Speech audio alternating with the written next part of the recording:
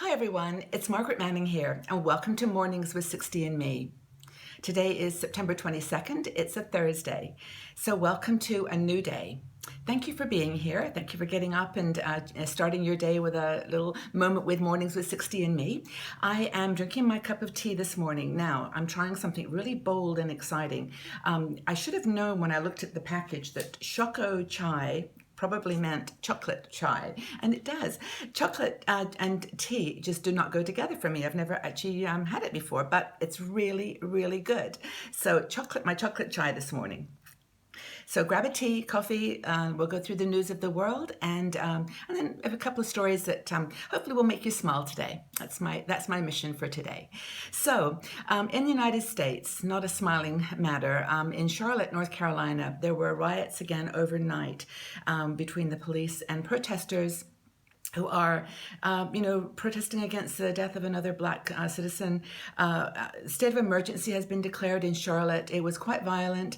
One person was shot and is in critical condition, but it wasn't a policeman that shot him. It was someone else in the crowd. So this person is in critical condition. It's just fueling an already very, very volatile situation. Some facts I was looking yesterday. I mean, it is really a challenge that's got to be addressed in the United States. There were 780 people killed by police so far in 2016, and they have a very tough job. But it is a situation that is getting a little bit out of control, and Charlotte is the latest place to be affected. So in Syria, just to bring you up to speed on that, the discussion about what caused this attack on an aid convoy on Monday continues. The United States and other countries, based on witness reports, are claiming that it probably was Russian or Syrian government planes, but they are pushing back and saying that isn't the case, that there's other situations or other things to be considered. And so that's a dispute. Something that happened in that discussion, though, at the United Nations yesterday, which really struck me, and I try not to get too involved in these news stories, but Syria is one that's been continuing for so long. And the Russian official, Mr. Lavrov, who's been working with John Kerry on this ceasefire, which is just in shaky state right now, he said something like we should look at all the facts and refrain from having an emotional response. And I thought to myself, maybe a little of emotion here would be good. That if we could actually feel, the situation of these people who have been basically trapped in their cities and towns for years without proper food, medicine, and they are just really, really struggling. And maybe a little bit of emotion here would make us realize the importance of getting this resolved. But anyway, the UN has agreed to restart their delivery of humanitarian aid to cities in Syria, so that's good news. Now, also at United Nations, they've been having a number of talks about all kinds of topics this week, and one is the Paris Climate Change Accord. This is something that they really needed a certain number of countries to support in order to go into effect. Now, yesterday I mentioned the numbers that I had, which was they needed 55 countries. Now, that is true, but they needed 55 countries that represented 55% of the emissions. So yesterday they got 60 countries to sign up, but together they only represented 48%. So that did not go into effect as a guideline for the countries who signed up, but they're all trying hard. And I think that over time there'll be more support, and I just think it's a great start that the conversation is even there at the United Nations, and people are making commitments to reducing, global emissions and improving the situation with climate change and global warming. So that's in the UN in New York. Now, in the Mediterranean, another sad story. They seem to be coming every day. There was a boat that was just leaving Alexandria on the Egyptian shore, and they didn't get very far before the boat capsized. This is with migrants and refugees on board. They had about 600 people on the boat. They've recovered 40 people, 40 bodies, and 150 have been rescued. But the rest, obviously there's got to be a story unfolding today about the rest of poor people that were affected. So there have been over 3,200 people killed, drowned in this attempt to get across the Mediterranean to Europe. This is a long journey from Egypt to Italy, but a lot of people are desperate and they're trying anything to get there. But this is a very sad story. This boat capsized yesterday. Now, in Iraq, this is going to be a big story in a few weeks or months. I don't know when, but I just tell you it's going to be a big story because the Iraqi army is regrouping and moving towards Mosul. And a lot of countries like France and the United States are helping. They are going to try to overtake Mosul. Mosul is, I think, the second largest city in Iraq and controlled by ISIS, Islamic State fighters. And they are determined to get it back. And I think there's going to be a definite push. And the news that I'm reading says October. So we'll be reporting on this again, I am sure. So one final bit of good news is Mark Zuckerberg, who is the chief executive officer of Facebook, and his wife, Priscilla Chan, have just announced that they're going to give $3 billion to eradicate childhood diseases, hopefully by the end of the century. And it's not just eradicate, it's, control and prevent childhood diseases. I think, of course, this is inspired by the fact that they are parents now. They just had a little girl a few months ago, and I think it's become an issue for them they want to address. Very much like Bill Gates and his wife Melinda, who are giving back the wealth that they've earned from their businesses to do good. So this is, in fact, they've said, the Zuckerberg-Chan partnership has said that they're going to give 99% of their wealth to charity in their life. So I think that's a good sign. A nice story.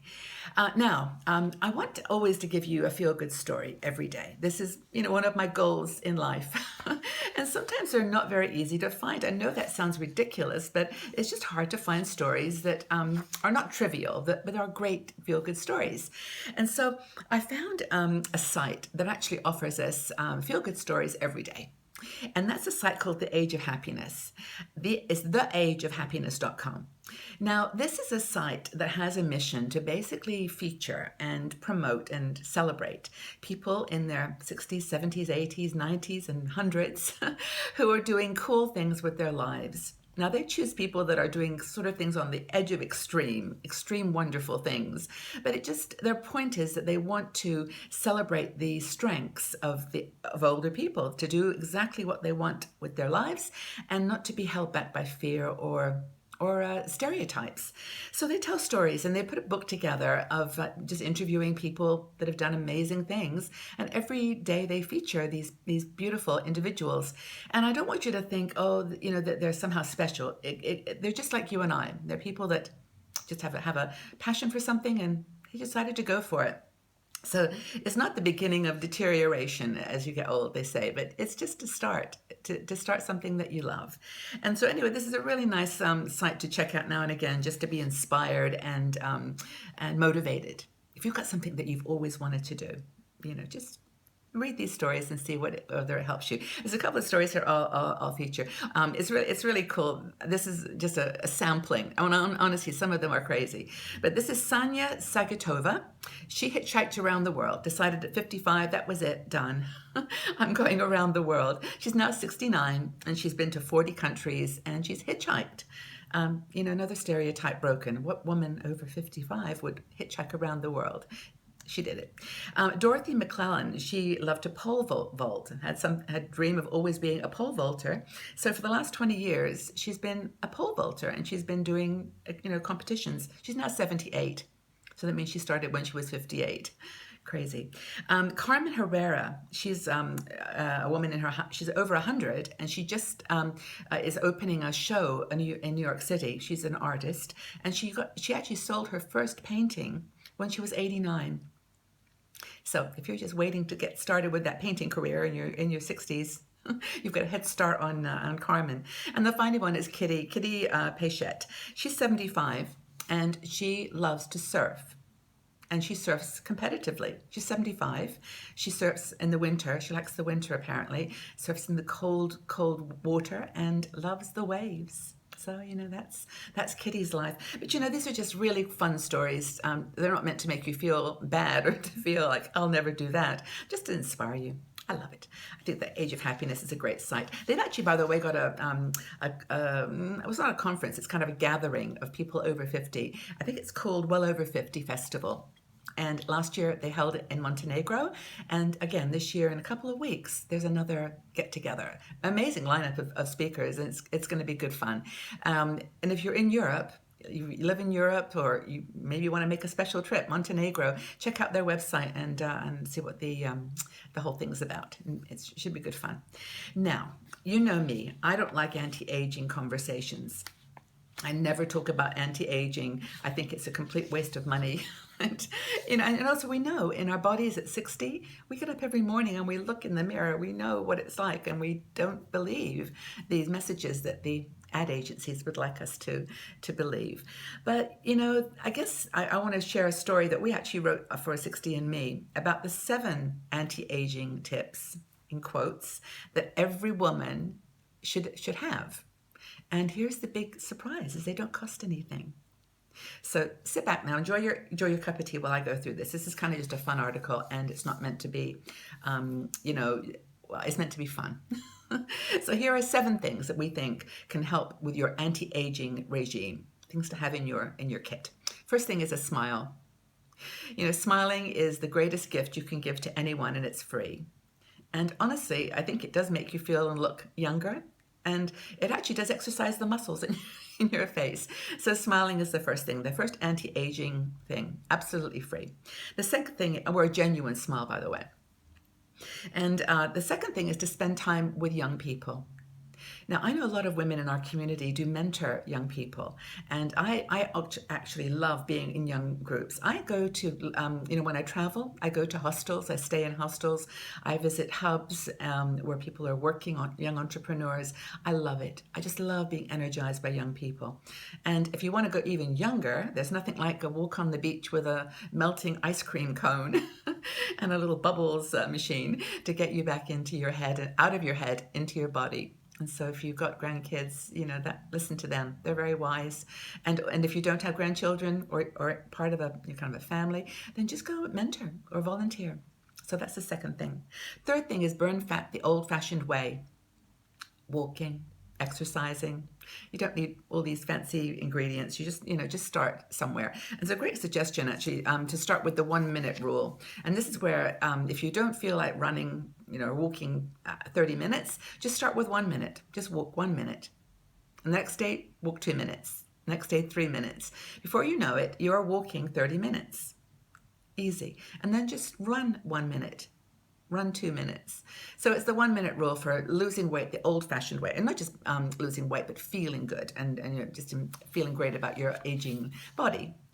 And the next thing is to embrace your passions.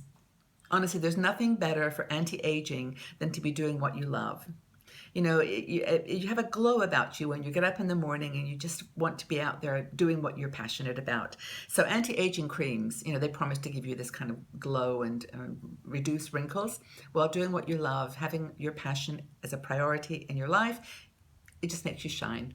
So that's one thing to do. Add that to your kit.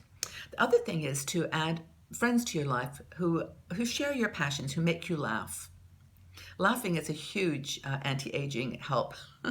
And if you can get yourself laughing a few times a day, it's good for you, good for your health, and good for your how you feel. And just choose friends who love to do what you do. Laugh together. Enjoy your mistakes and your victories together. It's a great, I think, anti-aging word of advice. So I think that those are 7 excellent ideas, and that was 7, but anyway, lots of great ideas to add to your anti-aging regime. I actually call it positive aging. I think positive aging is what I'm going to go with today. I think that that's much more realistic. Anyway, I hope that you're all well. Have a great day today. Have a happy Thursday. If you are loving this morning with 60andMe, please tell a friend. You can just point them up to 60andme.com/mornings. The more the merrier. The more women we have here talking to each other, getting to know one another, and sharing this journey. I was just thinking yesterday just how amazing the opportunity is that we have as older women. Really, we're free of so many of the stereotypes and so many of the things that we thought we had to do, or the people that we had to be in our, when we were younger. And if only we could just see that through the lens of freedom and opportunity. I mean, it's like you, I have days where I don't feel that way, but today I feel like I do, and I'm grateful for that. Anyway, so I'm grateful for you being here as well. So thanks a lot for that. Thanks for your support. So my question for today is, what other positive aging tips do you have for women in our community? Not anti-aging, but what positive aging tips do you have for the women in our community? Just leave your comments below. We'll have a conversation. Thanks again, everyone, for being here. Have a fabulous day, and I look forward to seeing you all right back here tomorrow on Mornings with 60 and Me. Take good care.